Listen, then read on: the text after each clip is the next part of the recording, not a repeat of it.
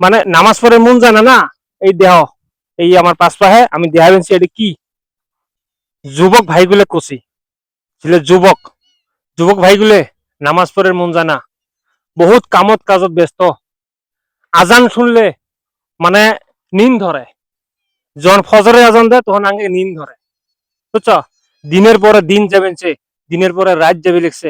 কিন্তু আমরা যুবক ভাইগুলে আমরা এত কামত কাজ ব্যস্ত হয়ে গেছি, আগে নামাজ পড়ার টাইম নেই। যখন কোন ধরনের জামাত, যখন আগে গ্রামত যখন জামাত এসে, যখন জামাতের মানুষজন বিয়ে না আগে দেখাবে যায়, তখন যখন জামাতের মানুষ আগে সালাম দেয়, তখন কি করি আমরা, আগে নিন হ্যাঁ চোখ খুলে না, এত নিন ধরে জামাতি মানুষ দিলে আগে ভয় নাকে। আজান শুনলে আগে মানে মোবাইল বন্ধ করার সময় নেই।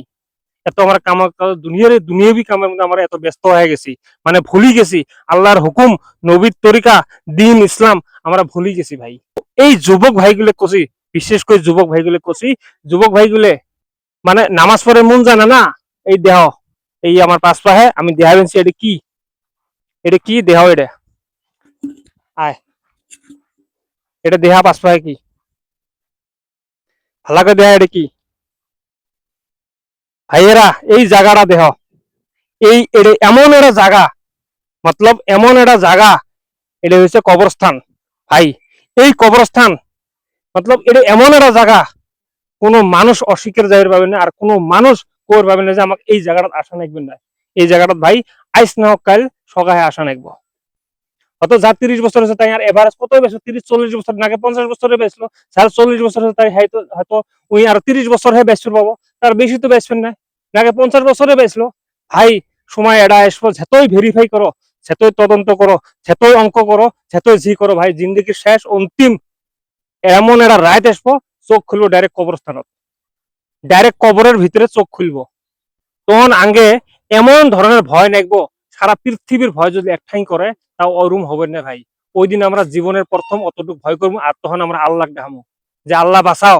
আর ওই আল্লাহ ডাকটা, আর যে আল্লাহ ডাকটা আমরা ওই দিন ডাহামু কব্বরের ভিতরে, আর ওই ডাকটা যদি আমরা দুনিয়ার মধ্যে থাকতে যদি আল্লাহ ডাহালেম হয়, একবার যদি অন্তর থেকে আল্লাহ ডাহালেম হয়, আর একবার যদি রাইতের মধ্যে উড়ি, আল্লাহর কাছে যদি সেজদা করলে হয়, আল্লাহর কাছে তওবা করলে হয়, আর যদি করলে হয় আল্লাহ মাফ করে দাও স্যার, তাহলে হয়তো ওই ওসুলে কাল কিয়ামতের দিন আমরা মাপ মুক্তি পাইলাম হয়।